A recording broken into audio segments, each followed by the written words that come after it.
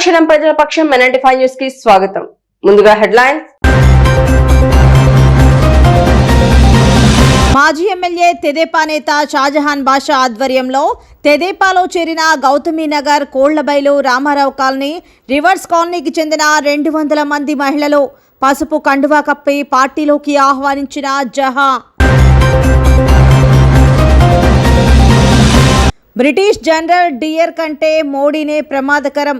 కేంద్ర ప్రభుత్వం కార్పొరేట్ ప్రయోజనాల కోసం రైతుల ప్రాణాలను బలిగొంటుంది. సిపిఐ రాష్ట్ర కార్యవర్గ సభ్యులు ఈశ్వరయ్య విమర్శ. రాంప్రసాద్ రెడ్డి గెలుపు తెలుగు తమ్ముళ్ల సిద్ధం. రాయచోటి నియోజకవర్గ పరిధిలో 6 మండలాల నుంచి పెద్ద సంఖ్యలో తరలివచ్చి మండిపల్లికి సంఘీభావంగా నిలుస్తున్న టీడీపీ కార్యకర్తలు. వైసీపీ పేటీఎం బ్యాచ్ ట్రాప్ లో జనసేన పడొద్దు. రానున్నది జనసేన తెలుగుదేశం ప్రభుత్వమే. జనసేన పార్టీ రాష్ట్ర సంయుక్త కార్యదర్శి మై ఫోర్స్ మహేష్. ఇక డీటెయిల్స్ చూస్తే మదనపల్లి మాజీ శాసనసభ్యుడు తెలుగుదేశం పార్టీ నేత షాజహాన్ బాషా ఆధ్వర్యంలో పట్టణంలోని Gautami Nagar, weavers colony, Kollabailu, Ramarao colony ప్రాంతాలకు చెందిన 200 మంది వివిధ పార్టీలకు చెందిన కార్యకర్తలు తెలుగుదేశం పార్టీలో చేరారు. జగన్ పాలనలో విసిగిపోయిన మహిళలు, యువత ఎమ్మెల్యే తెదేపా నేత షాజహాన్ బాషా నాయకత్వంపై నమ్మకంతో తెలుగుదేశం పార్టీలో చేరుతున్నట్లు తెలిపారు.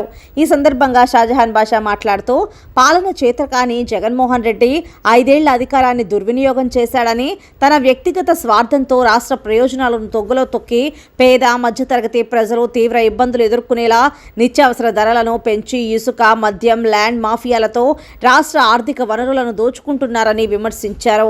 రాష్ట్రానికి పట్టిన జగన్మోహన్ రెడ్డి దారిద్ర్యం నుండి 50 రోజుల్లో బంగాళాఖాతంలో కలిపేయడానికి రాష్ట్ర ప్రజలు సిద్ధంగా ఉన్నారని ఆగ్రహం వ్యక్తం చేశారు. అమలు చేయలేని హామీలు ఇచ్చి నిరుద్యోగ యువతను తీవ్రంగా మోసం చేసిన వైసీపీ పాలనపై నిప్పులు చెరిగారు. ఈ క్రమంలో నాదెళ్ల శివప్రసాద్, రాష్ట్ర తెలుగు రైతు ఉపాధ్యక్షుడు బాలుస్వామి, నవీన్ చౌదరి, గిరీష్, శంషీర్, నాగమణి, శంకర్ నాయుడు, రాజేష్, ఈశ్వరి, రెడ్డి, హరి, బాలు, బాలమల్లి శేఖర్, నీరుగట్టువారిపల్లి జయచంద్ర, వేమయ్య, కమలా మరికృష్ణ రెడ్డి, రాయల్ పెద్ద సంఖ్యలో తెలుగుదేశం పార్టీ కార్యకర్తలు పాల్గొన్నారు. మదనపల్లి పట్టణం నుంచి గౌతమి నగర్, ఇండస్ట్రియల్ ఎస్టేట్ మరియు పరిసర ప్రాంతాల నుంచి మా అక్కలు, చెల్లెళ్ళు, మహిళా లోకం కదిలి వచ్చింది. వాళ్ళ నినాదం ఒకటే, ఈ రాష్ట్ర భవిష్యత్తు, మా పిల్లల భవిష్యత్తు ఏదైనా ఉందంటే అది పెద్దలు చంద్రబాబు నాయుడు గారితోనే ఉంది. ఈ అరాచకమైన పరిపాలన ఇంకా మాకు వద్దు. వీళ్ళు చేసింది ఏమీ లేదు. మా ఆస్తులు అమ్మేసి, మా కరెంటు బిల్లులు పెంచేసి, మా మున్సిపల్ ట్యాక్సులు పెంచేసి, చెత్త పన్ను వేసి, ఇవన్నీ వేసి మాకే ఆ డబ్బులు ఇస్తున్నారు. అంత తప్ప కానీ చేసింది ఏమీ లేదు. అదేవిధంగా రాష్ట్ర ప్రజల భవిష్యత్తు ఏమాత్రం ఇప్పుడు లేదు, ముందుకు ఉండదు జగనన్న కానీ పాలనలో ఉంటే. అదేవిధంగా స్థానిక ఎమ్మెల్యేలు కానీ, ఎంపీలు కానీ ఎలక్షన్లో వచ్చి ఓట్లు వేసుకొని వెళ్ళారు కానీ ఏ రోజు మా దగ్గరికి రాలేదు, మా అవసరాల పట్ల బాధ్యతగా వ్యవహరించలేదు. ఇదే కాకుండా మేము వాళ్ళ ఇళ్ల దగ్గరికి వెళ్ళాలంటే, ఎంపీ గారు కలిసాలంటే 500 రూపాయలు ఖర్చు పెట్టాలా, అక్కడ ఎండలో నిలబడాలా. ఎమ్మెల్యే కలిసాలంటే ఈడ పోవాలా, ఈడ ఎండలో నిలబడాలా. ఇంతకు మాకు ఆదుకునే నాదుడు ఎవడు? ఆ రోజు ఓట్లు వేసేటప్పుడు మా ఇండ్ల దగ్గరకు వచ్చారు, మీ భవిష్యత్తు మేము చేస్తాం, మీ పిల్లల భవిష్యత్తు మేము మెరుగు చేస్తాం, పూర్తిగా మీకు ఆదుకుంటాము, మీకు ఎట్టి పరిస్థితుల్లో ఏ అవసరం వచ్చినా కూడా మాదే బాధ్యత అని చెప్పి వైఎస్ఆర్సీపీ నాయకులు ముఖ్యమంత్రి నుంచి వార్డు కౌన్సిలర్ వరకు, పంచాయత్ సర్పంచ్ వరకు, పంచాయత్ వార్డు మెంబర్ వరకు పెద్ద పెద్ద ప్రగల్భాలు పలికారు. పవన్ కళ్యాణ్ గారు, చంద్రబాబు నాయుడు గారు కలిసినారని చెప్పేసి మాట్లాడుతున్నారు. ఇంత జగన్ గారి గురించి కలిపి మాట్లాడుతున్నారు. అసలు సీట్ ఆమెకి ఇచ్చాడా లేదా జగన్ గారు? అసలు నగిరిలో నిలబడుతుందా లేదా? ఆమెకు అసలు పోస్ట్ వస్తుందా లేదా? కూటమి గురించి ఏం తెలిసే నాకు మాట్లాడుతుంది. కూటమి అంటే నలుగురు కలిస్తేనే ఒక సంస్థ. నలుగురు కలిసి తొక్కేస్తారని భయంతో మాట్లాడుతుందేమో తెలీదు. ఇన్ని రోజులు చంద్రబాబు నాయుడు గారు జైల్లో ఉన్నప్పుడు అక్కర్లేని మాట్లాడింది.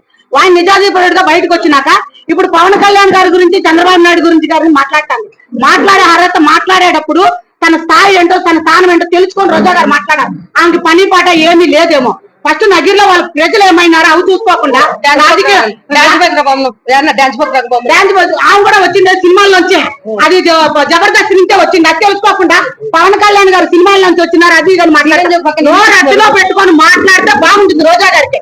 ఫస్ట్ నగిరిలో ఆమె ప్రజలు ఎట్లుండారో చూసుకొని 10 కార్లు వేసుకొని తిరిగేది అవి చేసేది ఇసుక అమ్ముకొని బతికేది కాదు. ఫస్ట్ తన కేటగిరీలు తెలుసుకొని మాట్లాడాలి. చంద్రబాబు నాయుడు గురించి కానీ పవన్ కళ్యాణ్ గురించి కానీ తెలియకుండా మాట్లాడితే నగిరి వచ్చి మళ్ళీ గుడ్డ తీసుకొడతాం. అందరూ లేడీస్ దత్తపుత్రుడు అంటే నీకు చీర కొడతాం నీకు, అది నగిరి వచ్చి కొడతాం, ఖచ్చితంగా కొడతాం. ఆమె నోరు అత్తులో పెట్టుకొని మాట్లాడాలి. ఫోన్ చేసిన గురించి మాట్లాడింది. ఒక మహిళల గురించి మాట్లాడాలి. అసలు ఆడదేనా అట్లా మాట్లాడుతుంది. కట్టుకుని చీర మేమే కట్టుకున్నాం. మాట్లాడాల్సిన అవసరం ఏమి ఇదే ఆమెకి. ఆమె కూడా కింద నుంచి స్థాయిలో. ఢిల్లీ రైతాంగ పోరాటంపై మోడీ ప్రభుత్వం అనుసరిస్తున్న రైతు వ్యతిరేక విధానాలపై రాష్ట్రంలో వైసీపీ నాయకులు మీడియాపై చేస్తున్న దాడులను నిరసిస్తూ నేడు సిపిఐ మదనపల్లి నియోజకవర్గ సమితి ఆధ్వర్యంలో స్థానిక ఎస్టీయూ కార్యాలయం నుండి బెంగళూరు బస్టాండ్ మీదుగా సబ్ కలెక్టర్ కార్యాలయం వరకు ట్రాక్టర్లతో ప్రదర్శన నిర్వహించడం జరిగింది. రాష్ట్ర కార్యదర్శి వర్గ సభ్యులు జి ఈశ్వరయ్య మాట్లాడుతూ కేంద్రంలో మోడీ ప్రభుత్వం రైతాంగానికి ఇచ్చిన హామీలను నెరవేర్చాలని, లేని పక్షంలో 2వ దఫా రైతాంగ పోరాటాన్ని ప్రారంభించాలని పిలుపునిచ్చారు. పంటలకు కనీసం మద్దతు ధర చట్టం చేయాలని కోరుతూ హర్యానా, ఢిల్లీ సరిహద్దుల్లో నిరసన చేపట్టిన రైతులపై కాల్పులు జరిపి యువ రైతు మరణానికి కారణమైన హర్యానా పోలీసులపై క్రిమినల్ కేసులు నమోదు చేయాలని డిమాండ్ చేశారు. మోడీ ప్రభుత్వం కేవలం కార్పొరేట్ ప్రయోజనాల కోసమే పనిచేస్తుందని, రైతాంగాన్ని, కార్మిక వర్గాన్ని కార్పొరేట్లకు బానిసలుగా చేసే ప్రయత్నం చేస్తున్నారని విమర్శించారు. రాష్ట్రంలో వైసీపీ ప్రభుత్వం మీడియాపై విచక్షణ రహితంగా వరుస దాడులకు పాల్పడుతోందని, గతంలో మహాటీవీ ఎండీపై అక్రమంగా కేసు నమోదు చేశారని, రాప్తాడు సభలో ఆంధ్రజ్యోతి ఫోటోగ్రాఫర్పై దాడి చేశారని, వారం రోజుల క్రితం కర్నూలు ఈనాడు కార్యాలయంపై దాడి చేయటం వైఎస్ఆర్ ప్రభుత్వ నిరంకుశతత్వానికి నిదర్శనమని ఆగ్రహం వ్యక్తం చేశారు. ఈ కార్యక్రమంలో సిపిఐ జిల్లా కార్యదర్శి పిఎల్ నరసింహులు, సహాయ కార్యదర్శి కృష్ణప్ప, మనోహర్ రెడ్డి, సాంబశివ, సుధీర్, సుమిత్రమ్మ, విశ్వనాథ్ నాయక్, కోటేశ్వరరావు, నియోజకవర్గ కార్యదర్శి మురళి, సూరి, మాధవ్, నవీన్, సీను, ఓబులేసు తదితరులు పాల్గొన్నారు. హర్యానా, పంజాబ్, ఉత్తరప్రదేశ్ ప్రాంతాలకు సంబంధించినటువంటి రైతులు పెద్ద ఎత్తున ఈ నెల 13వ తారీఖు నుంచి ఆందోళన చేస్తూ ఉన్నారు. ఆందోళనకు సంబంధించిన దాంట్లో గతంలో నరేంద్ర మోడీ ప్రభుత్వం రైతాంగ నల్ల చట్టాలను వెనక్కి తీసుకుంటున్నామని చెప్పి స్వామినాథన్ కమిషన్ చెప్పినటువంటి సిఫారసుల మేరకు కనీస మద్దతు ధర ఇస్తానని చెప్పి ప్రకటించి రాతపూర్వకంగా హామీ ఇచ్చి ఆ హామీని మార్చినటువంటి నరేంద్ర మోడీ విధానాలకు నిరసనగా ఢిల్లీ సరిహద్దుల్లో ఆందోళన నడుస్తూ ఉంది. ఈ ఆందోళనకు జవాబు చెప్పాల్సినటువంటి నరేంద్ర మోడీ గారు దానిపైన జవాబు చెప్పకుండా వారు సంఘ విద్రోహ శక్తులైనట్టు లేదా ఉగ్రవాదులైనట్టు దేశంలో మరి దేశాన్ని విచ్ఛిన్నం చేయడానికి వస్తున్నట్టు పెద్ద ఎత్తున పోలీసులను, సైన్యాన్ని మోహరింపజేసి వారిని కాల్చి చంపుతా ఉన్నాడు. ఇప్పటికే ఆ రైతాంగ వ్యతిరేక ఉద్యమంలో దాదాపు గతంలో జరిగిన ఉద్యమంలో 750 మంది రైతులు చనిపోయారు. ఇప్పుడు 13వ తారీఖు నుండి జరుగుతున్నటువంటి ఉద్యమంలో 4 గుండెపోటుతో మరణిస్తే నిన్న జరిగినటువంటి పోలీస్ కాల్పుల్లో హర్యానా పోలీస్ కాల్పులు జరిపితే శుభకరణ్ సింగ్ అనేటువంటి 21 సంవత్సరాల యువ రైతును కాల్చి చంపారు. అయినా నరేంద్ర మోడీ గారు రైతాంగ ఉద్యమానికి ఇచ్చినటువంటి హామీని అమలు చేయడంలో వైఫల్యం చెందారు. రైతాంగ విధానాలను అనుసరిస్తూ గతంలో ఇచ్చినటువంటి హామీలని పరిష్కరించకపోగా హామీలను తొంగలో తొక్కి రైతాంగాన్ని మోసం చేయడం జరిగింది. ప్రధానమంత్రి స్థానంలో ఉండి ఈ విధంగా రైతాంగాన్ని మోసం చేయడం చాలా అన్యాయమని భారత కమ్యూనిస్ట్ పార్టీ తెలుపుతా ఉంది. ఇదే విధంగా కేంద్రంలో ఉండేటువంటి నరేంద్ర మోడీ ఈ విధానాలు వ్యతిరేకిస్తూ రైతులంతా కలిసి గత 15 రోజులుగా ఢిల్లీ పట్టణాన్ని ముట్టడించి ఉద్యమం చేస్తూ ఉంటే ఢిల్లీ పట్టణానికి రాకూడదని చెప్పి మేకులు నాటి మొత్తం రైతాంగాన్ని అడ్డుకోవడం జరిగింది. అయినా కూడా నాయకులను కూడా తొలగించుకొని రైతాంగం పోరాటం చేస్తూ ఉంటే రబ్బరు బుల్లెట్లతో విపరీతంగా దాడి చేయడం జరిగింది. దాంట్లో శుభకరణ్ సింగ్ అనేటువంటి ఒక హర్యానా రైతు మరణించడం జరిగింది. గతంలో జరిగిన ఉద్యమంలో 700 మంది రైతులు పట్టబెట్టిన నరేంద్ర మోడీ అమిత్ షా టీం ఇవాళ ఈ దేశంలో ఉన్నటువంటి కార్మిక వర్గం పైన రైతాంగం పైన కక్షపూరితంగా ఈ దేశ ప్రయోజనాల్ని, కార్మిక ప్రయోజనాల్ని, రైతాంగ ప్రయోజనాల్ని ఈ దేశంలో ఉన్నటువంటి కొత్త పెట్టుబడిదారులకు అప్పగిస్తున్నటువంటి నేపథ్యంలో నా పంటకు గిట్టుబాటు ధర కల్పించడం రైతాంగం ఢిల్లీ నడిఒడ్డున నిలదీసిన నేపథ్యంలో యూపీ ఎన్నికల సందర్భంలో నరేంద్ర మోడీ గారు మీ డిమాండ్లను పరిష్కరిస్తామని నమ్మబలికినప్పటికీ కూడా గడిచిన 2 సంవత్సరాల్లో ఆ రైతులకు ఇచ్చినటువంటి ఏ ఒక్క హామీని నెరవేర్చినటువంటి నేపథ్యంలో ఈరోజు మళ్ళీ ఢిల్లీలో రైతాంగ పోరాటం కొనసాగుతోంది. ఈ నరేంద్ర మోడీ గారి ప్రభుత్వానికి ఏమైనా సిగ్గు శరం ఉందని సిపిఐ పార్టీగా మేము అడుగుతున్నాం.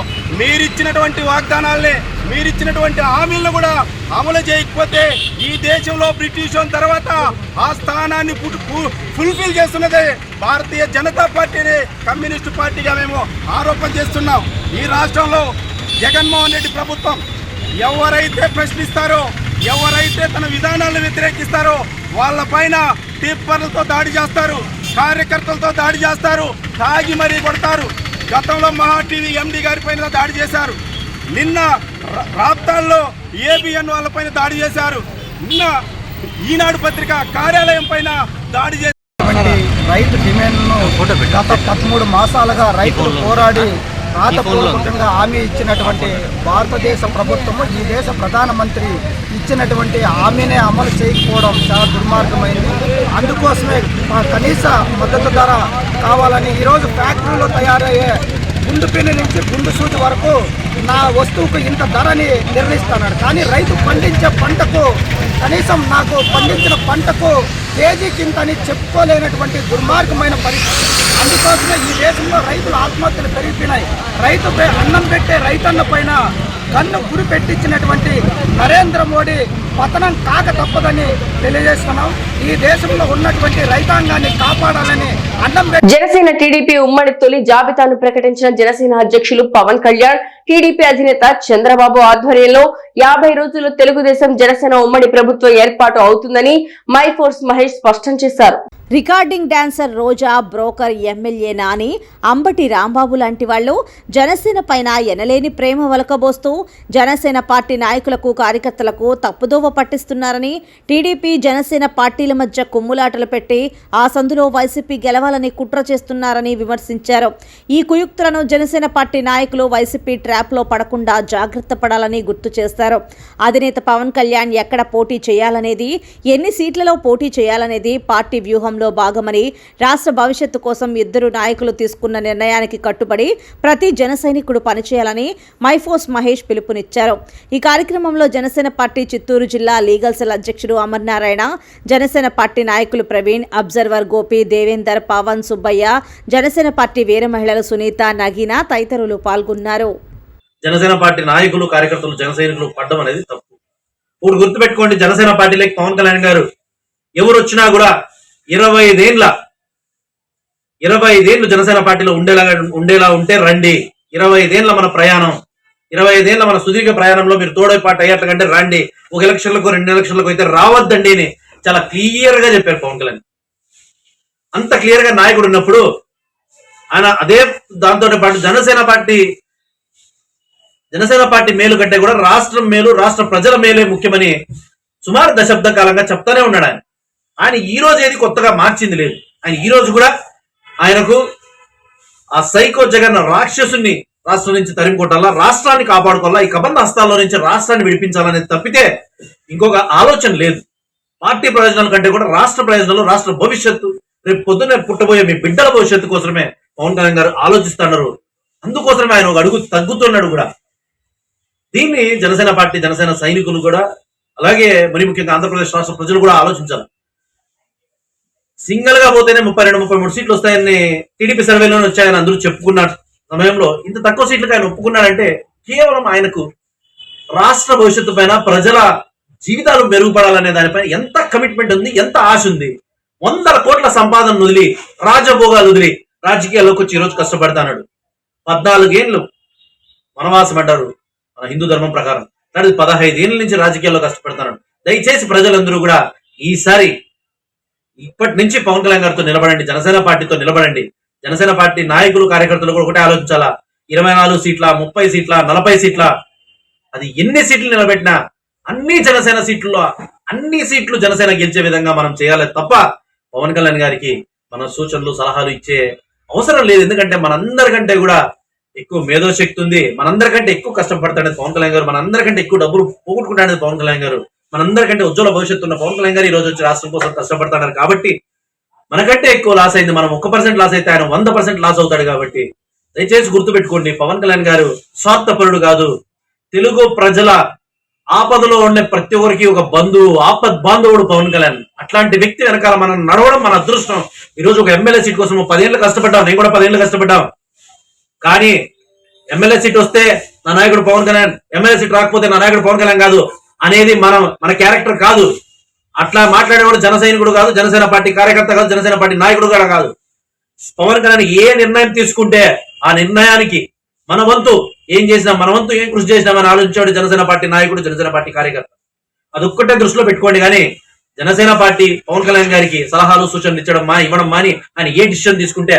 తెలుగుదేశం పార్టీ రాయచోటి అభ్యర్థిగా రామ్ ప్రసాద్ రెడ్డి పేరుని తెలుగుదేశం అధినేత చంద్రబాబు నాయుడు ప్రకటించడంతో ఆదివారం రాయచోటి నియోజకవర్గ పరిధిలోని లక్కిరెడ్డిపల్లి, రామాపురం, సంబేపల్లి, గాలివీడు, చిన్నమండెం మండలాల నుండి పెద్ద సంఖ్యలో తెలుగుదేశం పార్టీ కార్యకర్తలు రాయచోటి పట్టణంలోని ఎస్ఎన్ కాలనీలో ఉన్న మండిపల్లి భవన్లో తెలుగుదేశం అభ్యర్థి మండిపల్లి రామ్ ప్రసాద్ రెడ్డిని కలిసి సంఘీభావం తెలియజేశారు. ఎన్నికల సంగ్రామంలో వైసీపీ పాలనను అంతం చేసి రాముడికి పట్టం కట్టేందుకు సిద్ధంగా ఉన్నట్లు కార్యకర్తలు తెలియజేశారు.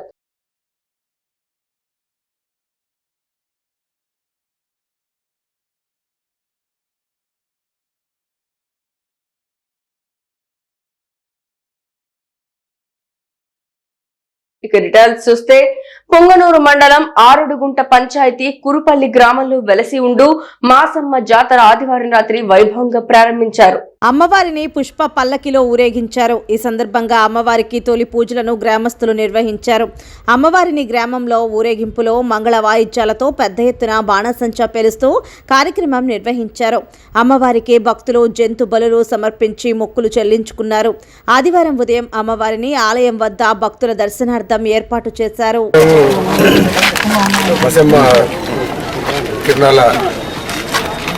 జిల్లాలో అన్ని గ్రామాల కంటే ముందు జరుగుతుంది. ఇక్కడ ప్రత్యేకంగా చాలా పెద్దగా ఈ తిరునాళ్ళ కార్యక్రమం జరుగుతుంది. మన కర్ణాటక రాష్ట్రం నుంచి కూడా చాలామంది భక్తులంతా కూడా ఇక్కడికి వచ్చేస్తారు. చాలా సంతోషంగా ఉంది. గత సంవత్సరం కూడా అమ్మవారు మేము దర్శించుకోవడానికి అనుమతిస్తూ ఉంది. ఆ విధంగానే ఈ సంవత్సరం కూడా వచ్చి దర్శనం చేసుకోవడం జరిగింది. ప్రజలకందరికీ, మా నియోజకవర్గంలో ఉన్న మిత్రులందరికీ, సోదర సోదరీమణులకు అందరికీ మంచి జరగాలని. ఆంధ్రప్రదేశ్ విభజనతో 2 తెలుగు రాష్ట్రాల్లో చతికిలపడ్డ కాంగ్రెస్ పార్టీ తెలంగాణలో 10 ఏళ్ల తర్వాత అధికారంలోకి రావడంతో ఆంధ్రప్రదేశ్ లోనూ కాంగ్రెస్ పార్టీని అధికారంలోకి తెచ్చేందుకు ఢిల్లీ పెద్దలు తీవ్రంగా ప్రయత్నిస్తున్నారు. ఈ నేపథ్యంలో మాజీ ముఖ్యమంత్రి దివంగత నేత వైఎస్ రాజశేఖర్ రెడ్డి కుమార్తె షర్మిలారెడ్డిని పీసీసీ అధ్యక్షురాలుగా చేసి పార్టీ పగ్గాలు అప్పచెప్పారు. 10 ఏళ్ల తర్వాత పుంజుకుంటున్న కాంగ్రెస్ పార్టీ రానున్న 2024 ఎన్నికలలో సామాజిక న్యాయం పేరుతో టికెట్లు కేటాయింపు చేపట్టే క్రమంలో మదనపల్లి నుంచి బీసీ సామాజిక వర్గానికి చెందిన వేల్పుల శ్రీధర్ అభ్యర్థిత్వాన్ని పరిశీలిస్తున్నట్లు విశ్వసనీయ సమాచారం. 30,000 పైచిలకు ఓట్లు కలిగిన చేనేత సామాజిక వర్గానికి చెందిన శ్రీధర్ కాంగ్రెస్ పార్టీ కోసం నియోజకవర్గంలో 10 సంవత్సరాలుగా పనిచేస్తూ నియోజకవర్గ పరిధిలోని రామసముద్రం, నిమ్మనపల్లి, మదనపల్లి గ్రామీణ మండలాల్లో ఇంటింటా తిరుగుతూ కాంగ్రెస్ పార్టీ గెలుపుకు కృషి చేస్తున్నారు. యువకుల్లో, నిరుద్యోగ యువతలో చైతన్యం తీసుకొచ్చి కాంగ్రెస్ పార్టీ బలోపేతానికి కృషి చేస్తున్న Andhra Pradesh OBC spokesmen Velpula Sridhar Congress అభ్యర్థిగా పోటీ చేస్తే బలమైన పోటీ ఇవ్వగలరని కార్యకర్తలు సైతం చర్చించుకుంటున్నారు. ఆస్తి తగాదాల నేపథ్యంలో ఆదివారం తిరుపతి రూరల్ మండలం కాలూరు క్రాస్ దగ్గర చోటు చేసుకున్న ఘటన ఎర్రవారిపాలెం మండలం పులిగూరువారిపల్లికి చెందిన చంద్రశేఖర్ రెడ్డిపై ముఖంపై కత్తులతో అత్యంత కిరాతకంగా దాడి చేసి దుండగులు పరారయ్యారు. నడి రోడ్డుపై అచేతనంగా పడి ఉన్న చంద్రశేఖర్ రెడ్డిని స్థానికులు గమనించి హుటాహుటిన రుయా ఆసుపత్రికి తరలించారు. చికిత్స పొందుతూ తీవ్ర గాయాలతో మృతి చెందిన చంద్రశేఖర్ రెడ్డి పరారైన దుండగుల కోసం గాలిస్తున్న పోలీసులు. హంద్రీనీవా కాలువ ద్వారా కృష్ణా జలాలను కుప్పం ప్రజలకు విడుదల చేసే కార్యక్రమాన్ని ప్రారంభించటకు సోమవారం ఆంధ్రప్రదేశ్ ముఖ్యమంత్రి సీఎం జగన్మోహన్ రెడ్డి కుప్పంలో జరిగే బహిరంగ సభలో పాల్గొనున్నారు. ముఖ్యమంత్రి సభ కోసం పోలీసు శాఖ పెద్ద సంఖ్యలో బందోబస్తు కార్యక్రమాలు ఏర్పాటు చేసినట్లు తెలుస్తోంది. ఎస్పీ 1, అడిషనల్ ఎస్పీలు 4, డీఎస్పీలు 20 మంది, సీఐలు 50 మంది, ఎస్ఐలు 130 మంది, పోలీస్ కానిస్టేబుల్ 2085 మంది సీఎం బందోబస్తులో విధులు నిర్వహించనున్నట్లు మీడియాకు తెలిపారు. వైసీపీ నేతలు భారీగా బ్యానర్లు ఏర్పాటు చేసి స్వాగతం పలుకుతున్నట్లు తెలుస్తోంది. ఆరక్షణం ప్రజల పక్షం MNT5 న్యూస్ ఇంతటితో సమాప్తం. తిరిగి రేపటి బులెటిన్లో మళ్ళీ కలుసుకుందాం. అంతవరకు సెలవు. నమస్కారం.